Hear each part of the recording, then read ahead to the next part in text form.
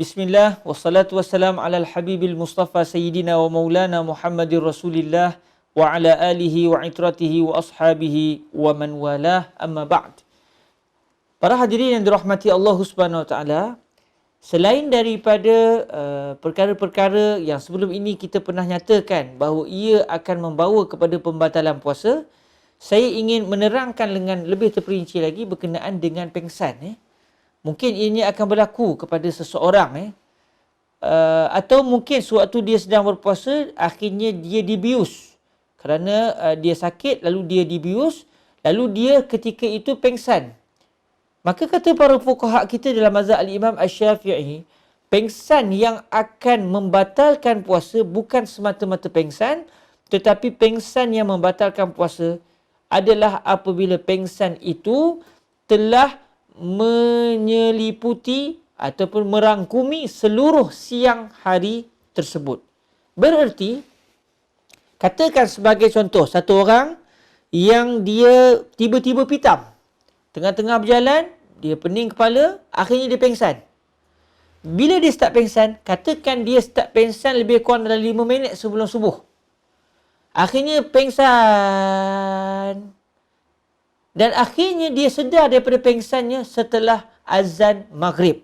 Maknanya sepanjang siang itu dia dalam keadaan tidak sedar. Dalam keadaan sebelum itu, pada malam sebelum berlaku pengsan itu, dia sudah pun berniat untuk berpuasa pada bulan Ramadan. Maka ketika itu, pengsan seperti inilah yang membatalkan puasa. Begitu jugalah kalau kita datangkan contoh yang lain, satu orang katakan dia dibawa ke hospital 5 minit sebelum pembedahan.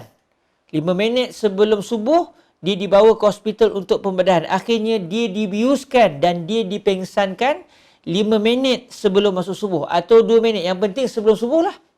Lalu akhirnya dia pun dibedah oleh doktor. Selesai daripada bedah, katakan pembedahan selesai pada pukul 9 pagi. Tapi disebabkan pembedahan itu adalah pembedahan yang besar, menyebabkan dia akan dipengsankan selama 2 hari atau sepanjang sehari tersebut. Akhirnya, sepanjang siang hari tersebut, dia dipengsankan dan dia akhirnya sedar setelah azan maghrib. Bagaimana puasa orang ini? Sebab dia tak makan, dia tak minum. Dan sebelum dia dipengsankan, dia berniat untuk berpuasa. Maka puasa orang ini akan dianggap sebagai batal. Kerana sepanjang siang hari tersebut, dia berada dalam keadaan bukan sebagai seorang mukallaf. Dia telah pengsan disebabkan bius tadi ataupun apa saja sebab yang lain. Ini bererti sekiranya seseorang itu, dia pengsan tetapi tidak merangkumi sepanjang hari. Katakan macam contoh tadi, 5 minit sebelum subuh, dia sudah dibiuskan. Akhirnya dia pengsan, doktor kata 2 hari dia akan tidur ni. Takdir Allah Ta'ala, lebih kurang 3 minit sebelum masuk maghrib, dia tersedar. Dan dia sedar sungguh. Dia kata, selesai dah pembedahan. 3 minit lepas tu azan maghrib. Adakah dia dianggap sebagai orang yang berpuasa? Jawapannya, ya. Kerana walaupun sepanjang hari itu kebanyakan siang dia telah dalam keadaan pengsan, tetapi sebenarnya disebabkan dia sempat terjaga ketika masih ada lagi waktu siang, maka puasanya tidak dianggap batal. Baik, selain daripada itu, tuan-tuan yang dirahmati Allah, puasa juga akan batal apabila masuk sesuatu ke dalam rongga yang terbuka. Bila sebut rongga yang terbuka ini, kita faham biasanya mulut lah. Sebab mulut adalah merupakan lorong yang menyebabkan sesuatu boleh masuk ke dalam badan kita. Namun tidak disyaratkan mulut, termasuk juga hidung, termasuk juga telinga, termasuk juga, maafkan saya, kemaluan belakang kita. Begitu juga dengan orang perempuan, kemaluan hadapannya.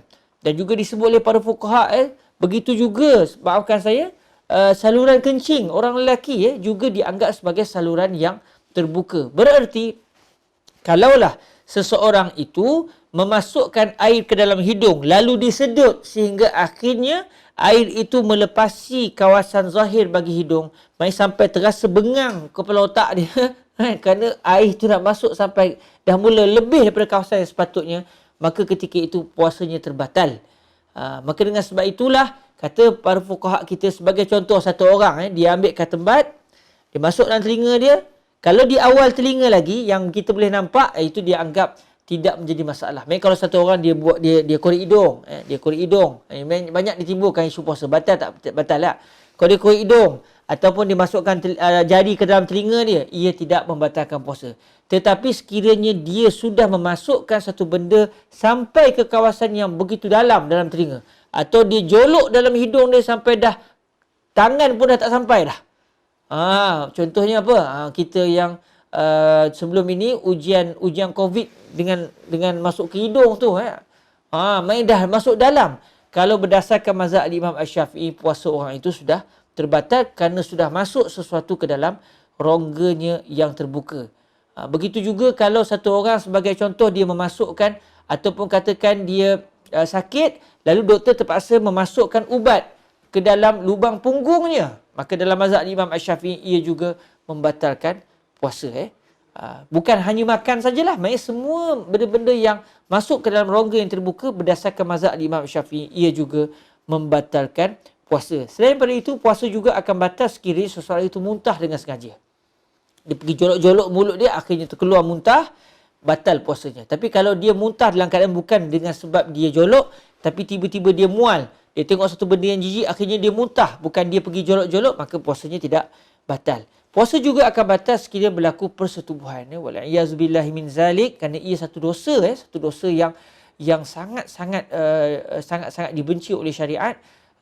Kalau seseorang itu sengaja melakukan perbuatan persetubuhan ketika dia sedang berpuasa, maka ia juga membatalkan puasa. Puasa juga akan batal apabila berlaku keluar air mani, keluar air mani dengan sengaja. Tapi kalau dia tidur, tiba-tiba dia bermimpi, dia tidak membatalkan puasa. Tapi seseorang yang telah mengeluarkan air maninya secara sengaja pada siang Ramadan, dia telah membatalkan puasanya. Moga-moga Allah Subhanahu Wa Taala menjadikan ibadah kita diterima oleh Allah dan menjadikan ibadah kita betul-betul berkualiti mencari keridhaan Allah Subhanahu Wa Taala.